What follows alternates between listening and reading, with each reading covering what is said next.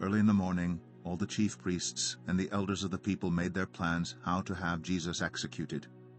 So they bound him, led him away, and handed him over to Pilate the governor. When Judas, who had betrayed him, saw that Jesus was condemned, he was seized with remorse and returned the 30 pieces of silver to the chief priests and the elders. "I have sinned," he said, "for I have betrayed innocent blood." "What is that to us?" they replied. "That's your responsibility." So Judas threw the money into the temple and left. Then he went away and hanged himself. The chief priests picked up the coins and said, "It is against the law to put this into the treasury, since it is blood money." So they decided to use the money to buy the potter's field as a burial place for foreigners. That is why it has been called the Field of Blood to this day. Then what was spoken by Jeremiah the prophet was fulfilled. They took the 30 pieces of silver, the price set on him by the people of Israel, and they used them to buy the potter's field, as the Lord commanded me. Meanwhile Jesus stood before the governor, and the governor asked him, "Are you the king of the Jews?" "You have said so," Jesus replied. When he was accused by the chief priests and the elders, he gave no answer. Then Pilate asked him, "Don't you hear the testimony they are bringing against you?" But Jesus made no reply, not even to a single charge, to the great amazement of the governor. Now it was the governor's custom at the festival to release a prisoner chosen by the crowd. At that time they had a well-known prisoner whose name was Jesus Barabbas. So when the crowd had gathered, Pilate asked them, "Which one do you want me to release to you, Jesus Barabbas or Jesus who is called the Messiah?" For he knew it was out of self-interest that they had handed Jesus over to him.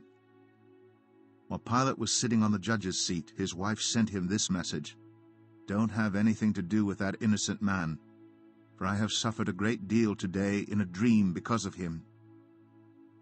But the chief priests and the elders persuaded the crowd to ask for Barabbas and to have Jesus executed. "Which of the two do you want me to release to you?" asked the governor. "Barabbas," they answered. "What shall I do then with Jesus who is called the Messiah?" Pilate asked. They all answered, "Crucify him!" "Why? What crime has he committed?" asked Pilate. But they shouted all the louder, "Crucify him!" When Pilate saw that he was getting nowhere, but that instead an uproar was starting, he took water and washed his hands in front of the crowd. "I am innocent of this man's blood," he said. "It is your responsibility." All the people answered, "His blood is on us and on our children."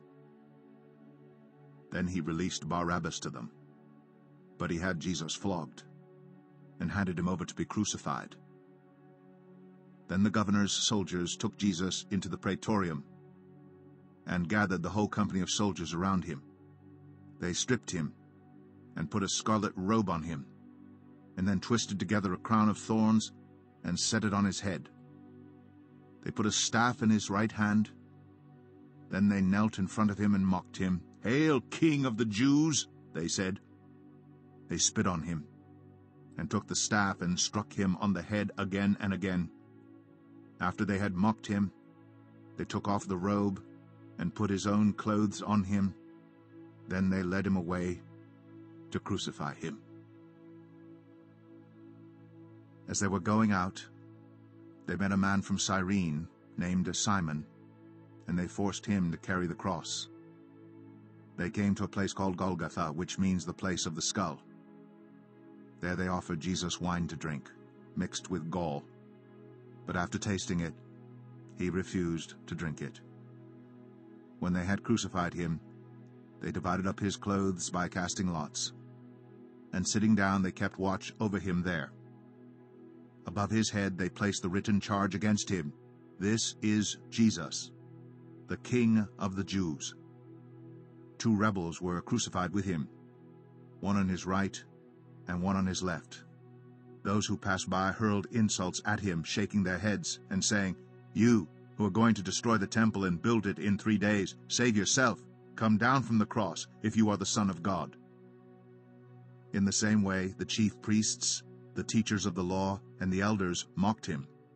"He saved others," they said, "but he can't save himself. He's the King of Israel. Let him come down now from the cross, and we will believe in him. He trusts in God. Let God rescue him now, if he wants him, for he said, 'I am the Son of God.'" In the same way, the rebels who were crucified with him also heaped insults on him. From noon until 3 in the afternoon, darkness came over all the land. About 3 in the afternoon, Jesus cried out in a loud voice, "Eli, Eli, lema sabachthani," which means, my God, why have you forsaken me?" When some of those standing there heard this, they said, "He's calling Elijah." Immediately one of them ran and got a sponge. He filled it with wine vinegar, put it on a staff, and offered it to Jesus to drink. The rest said, "Now leave him alone. Let's see if Elijah comes to save him." And when Jesus had cried out again in a loud voice, he gave up his spirit. At that moment the curtain of the temple was torn in two from top to bottom. The earth shook, the rocks split, and the tombs broke open. The bodies of many holy people who had died were raised to life. They came out of the tombs after Jesus' resurrection and went into the holy city and appeared to many people. When the centurion and those with him who were guarding Jesus saw the earthquake and all that had happened, they were terrified and exclaimed, "Surely he was the Son of God." Many women were there, watching from a distance. They had followed Jesus from Galilee to care for his needs. Among them were Mary Magdalene, Mary the mother of James and Joseph, and the mother of Zebedee's sons. As evening approached, there came a rich man from Arimathea, named Joseph, who had himself become a disciple of Jesus. Going to Pilate, he asked for Jesus' body, and Pilate ordered that it be given to him. Joseph took the body, wrapped it in a clean linen cloth, and placed it in his own new tomb that he had cut out of the rock. He rolled a big stone in front of the entrance to the tomb and went away. Mary Magdalene and the other Mary were sitting there opposite the tomb.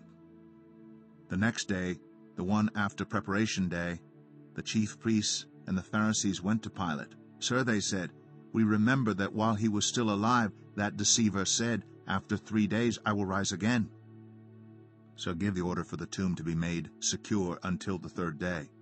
Otherwise his disciples may come and steal the body and tell the people that he has been raised from the dead. This last deception will be worse than the first."